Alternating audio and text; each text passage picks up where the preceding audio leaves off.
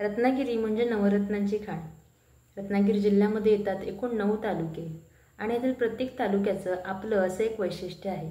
तर आजच्या व्हिडिओमध्ये आपण जाणून घेणार आहोत संगमेश्वर आणि येथील काही महत्त्वाच्या पर्यटन स्थळांबद्दल। चला तर मग।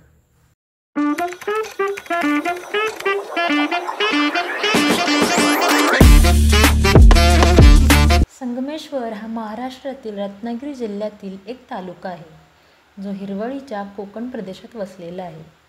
येथे सोनवी आणि शास्त्री या 2 नद्यांचा संगम पाहायला मिळतो आणि त्यामुळेच या प्रदेशाला संगमेश्वर म्हणून ओळखले जाते।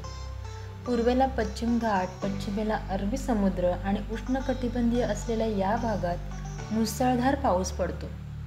संगमेश्वरला काय नाही? लॅटेराइट अर्थात लाल मातीमुळे आंबा आणि भात शेती चांगल्या प्रकारे केली जाते आणि पर्यटनाच्या दृष्टीने पाहिलं तर या ठिकाणाला इतिहासाचा वारसा लाभला आहे। निसर्गसंपन्न अशी ही जागा सह्याद्रीच्या पर्वतरांगांनी वेढलेली आहे। प्राचीन मंदिरे हे संगमेश्वरचे वैशिष्ट्य आहे।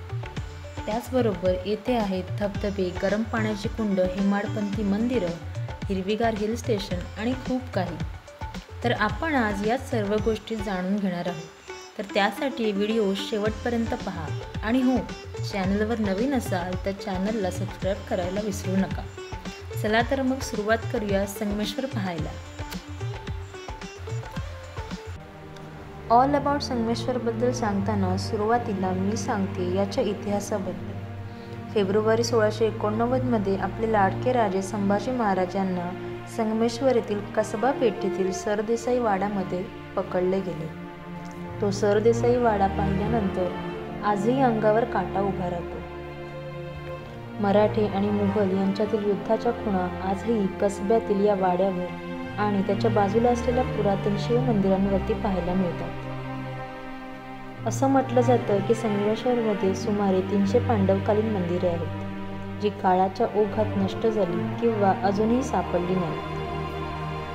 सरदेसाई वाड्यावर जो हल्ला झाला त्या हल्ल्यामध्ये मुघलांनी त्या मंदिरांनाही नाही सोडलं आणि क्रूरपणे त्यांची नासधूस केली।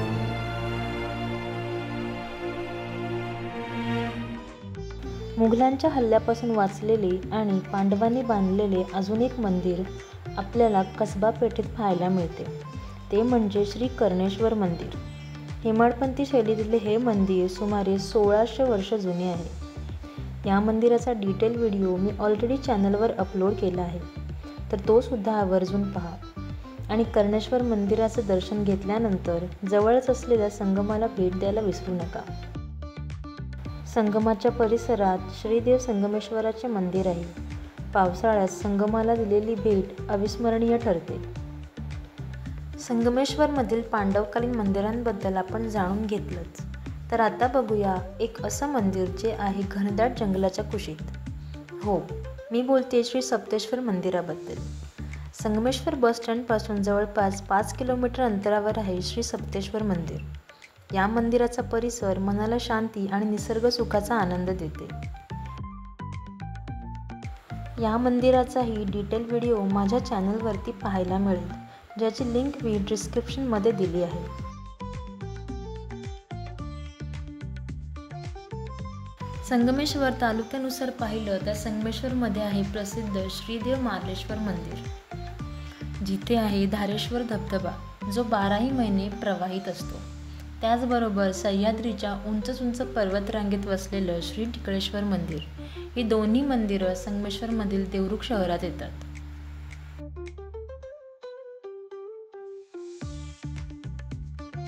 तुम्हाला जर ट्रेकिंगची आवड आहे आणि 3-4 तासांचा ट्रेक तुम्ही सहज करू शकत असाल तर संगमेश्वरमधील देवरुखमधील लिंगाच्या डोंगरचा ट्रेक अवश्य करा।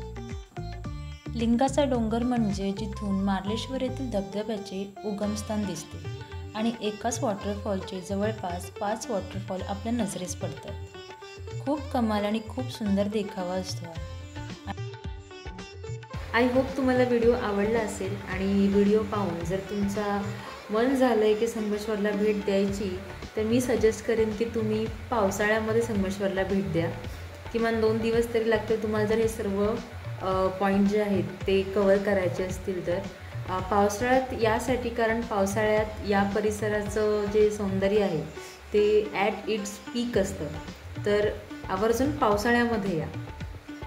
दुसरी गोष्ट म्हणजे मंदिरांशिवाय अजून कोणकोणती ठिकाणे आहेत संगमेश्वरमध्ये जी आपण एक्सप्लोअर करू शकतो. मग त्यामध्ये किल्ले असतील किंवा गार्डन्स असतील, ते तुम्हाला माहीत असेल तर ते कॉमेंटमध्ये नक्की सांगा, मला जाणून घ्यायला नक्की आवडेल. So the whole video is done. आवडला असेल व्हिडिओ तर लाईक आणि शेअर करायला विसरू नका आणि चॅनलला सबस्क्राईब करा for more such videos. Thank you.